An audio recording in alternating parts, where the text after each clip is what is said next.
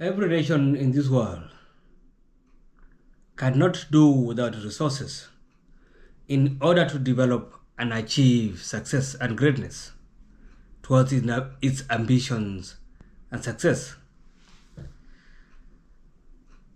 Is this a true statement?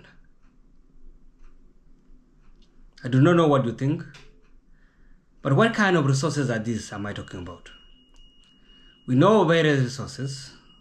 We know the physical one, the normal one that we know, the natural resources, be it gold, oil, diamonds, and other kind of resources. Or is it the agricultural land that maybe a nation is blessed with? That is the most important thing. But there is one resource that, regardless of all these natural resources that you have as a nation, you cannot do without. And without these, chances of you succeeding or developing are very minute or very little. This resource, ladies and gentlemen, is human resource. Human resource. A human resource that is not well developed, not well educated, not well exposed to technology, to creativity and innovation, can never drive a nation's productivity forward for this nation to achieve its developmental agenda. Why am I talking about this today, on this video, or on this analysis? I am coming from a point of view of looking at South Sudan as a nation. Where can the young nation go without its human resource? A vibrant human resource. And on this, we know South Sudan was just born in 2011. So we do not expect it to have so much expertise generating within the country within the shortest time possible, to be fair. But also considering the number of years that the nation has been developed, it has been independent by now, there should be some sense of improvement that are noticeable. So I want to talk about the lost boys today, the lost boys and girls of South Sudan, and this is where I am talking about human resource. As the whole adage would say in South Sudan, or the history goes in South Sudan, that Dr. John Garang Nwabur will tell the lost boys and girls, or the Jaish Amer, as they were used to be called at the time, that as they, Garang and his group and his team of liberators were fighting to liberate the country, theirs was to come and use the pain to liberate South Sudan. What he meant literally here, or what him and the other leaders who are in South Sudan now meant at the time, is that this young generation who were recruited or taken from their homes to go to school, right? So that they can prepare for a liberated South Sudan, were to come and use their knowledge, their creativity, their innovation, inventiveness to ensure that South Sudan is developed and taken to the next stage. Because most of the people who were fighting in the bush at the time were soldiers. And although they had all the knowledge of military capabilities and how to maneuver in terms of tactics, they did not know how to set up institutions, how to build an institution from zero, bottom up. So this is a vision that was there. But then what has happened over the years? Well, for those of you who have never heard about the lost boys and girls, these are young generation, young people who are taken from their homes throughout South Sudan. And in the beginning, went to the border to Ethiopia or Ethiopia, in the border town of Ethiopia, where they got education. So most of them will be in a place called Itang and Pinyedu areas around Gambella. And this is where the SPLM was at the beginning. The South Sudan, the Sudan People Liberation Movement. So in 1991, war broke out in Ethiopia. All these youth, the young people, most of them are so young, were then forced to be driven back to South Sudan, to the southern region then, the Southern Sudan region then. And they will move all the way crossing rivers. Some of them will die along the way, starving of hunger, from hunger. Some were eaten by wildlife. We have seen horrific stories of this, many of them written by the Lost Boys themselves. I may refer you to Emmanuel Jal and the rest of the guys who have written about the Lost Boys and girls. So we see a young generation that did not know where to go, could not trace their way back to where they came from because they were too young, do not know the topography of South Sudan. These young men and women will cross over to areas near Kenya, a place like Apoita, Nadapal, and Nairus. And it was at this juncture that the journalists, global journalists, saw their flight and wondered what were these young people doing just wandering around like this. So many young people. Then came the name, the Lost Boys and Girls, because nobody knew their parents. Nobody knew where they came from. They only knew themselves. It was at this juncture that they crossed over to Kenya in the border town of Nadapal and to Lokichokio and all the way to Kakuma refugee camp, which they set up. In fact, because of the name Kakuma, there was no Kakuma before the Lost Boys and Girls of South Sudan came there in 1992. If you see Kakuma is green today, set up and doing really well, it is these young people who came and started it from scratch. If you have an opportunity to interact with most of the Lost Boys who are there from the beginning today, they will let you know how they started this camp, which has become one of the largest camps in the world, but also that has nurtured young people over the years in terms of dreams. So most of these Lost Boys will then be resettled to other parts of the world because people were seeing their flight was so dire. The situation was really bad for them. The UNHCR, with the help of international actors and countries, would repatriate these kids, or not repatriate them, but resettle these children to other parts of the world where they could dream all over again, where they can attend schools and try to get over the trauma that they had gone through. True to that story, many of them would go to Canada, to Australia, to the United States, some to the UK, some to Europe, another part of Europe, to try and pursue an education or try to live a life where they could perhaps give back to South Sudan one day if South Sudan ever gets independence. The question is, where are these young men and girls today who have been resettled since the 90s, the early 2000s, and even the late 2000s? Where are they today?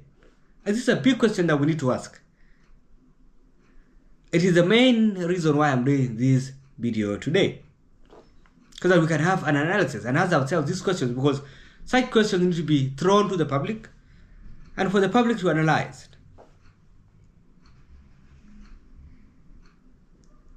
Well,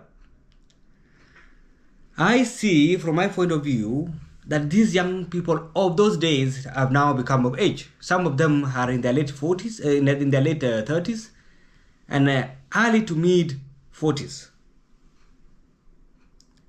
These young men and women then have now become mature human beings that have acquired knowledge. Some of them have gone to become excellent in academics, in business, in all the spheres and in sports, in all the spheres of human development that you can imagine. They have excelled because they are brilliant.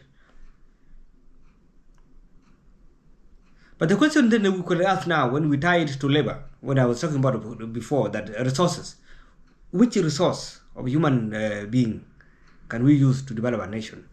The human resource is the most important thing. And South Sudan should realize or must know that there is a resource in the lost boys and girls that must be utilized before it is exhausted, before they grow old, because now they are at their human productive age, where they can use their creativity to develop the nation.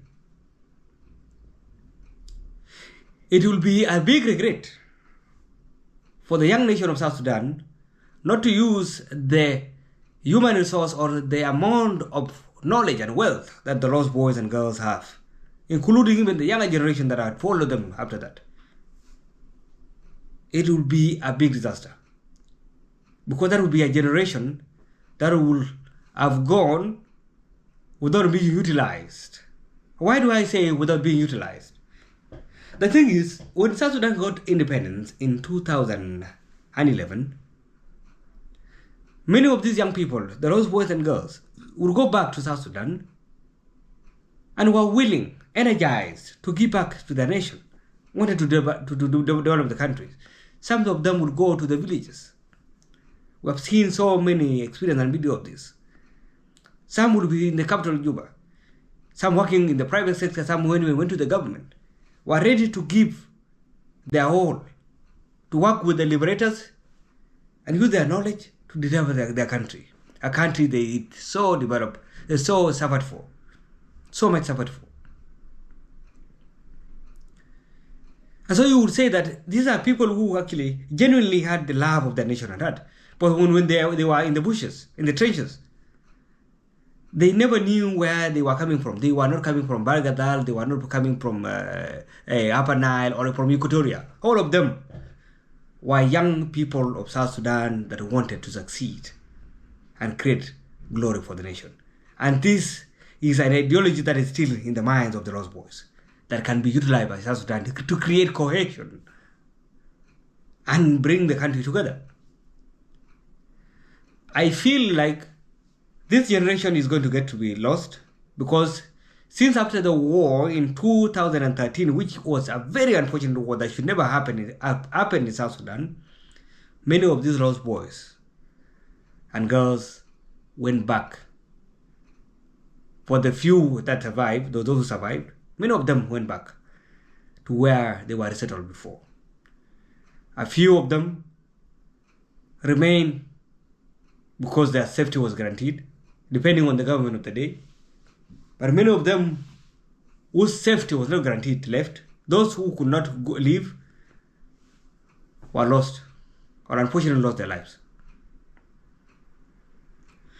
So my question is, if we have a resourceful generation that really knows what they want, that are now languishing outside, their country, are very productive, but they are building their second homes where they were resettled, which is okay, by the way.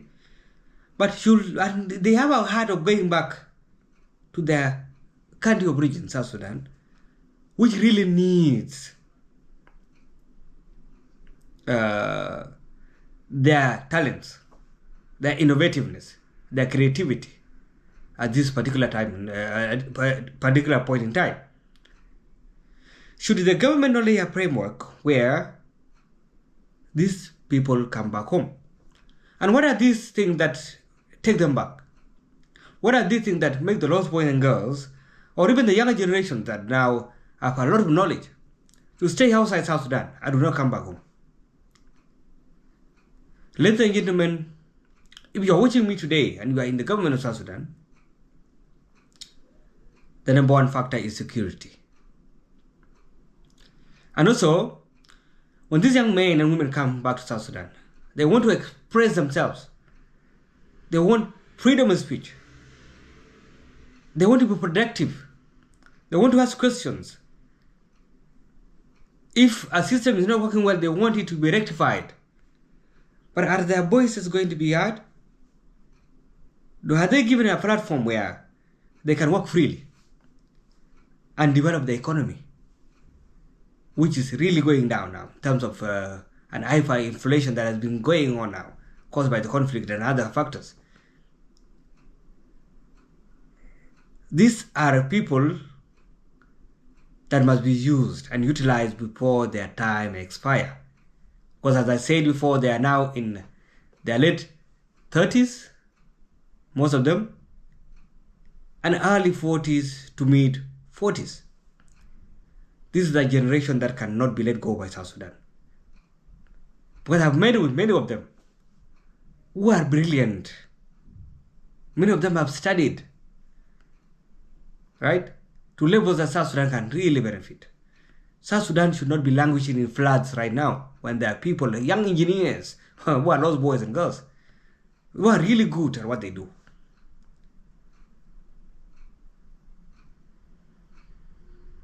So, ladies and gentlemen, we should not stay without our constitution, for example, or laws that are used to be enforced to develop the nation. And we have young lawyers, brilliant, globally, who are South Sudanese. I throw this question out there to all of us. What should be done about the lost boys and girls of South Sudan? If you are in the government, should we say that, okay, now that there's war and that the liberators do not want South Sudanese young generation to come and build the society,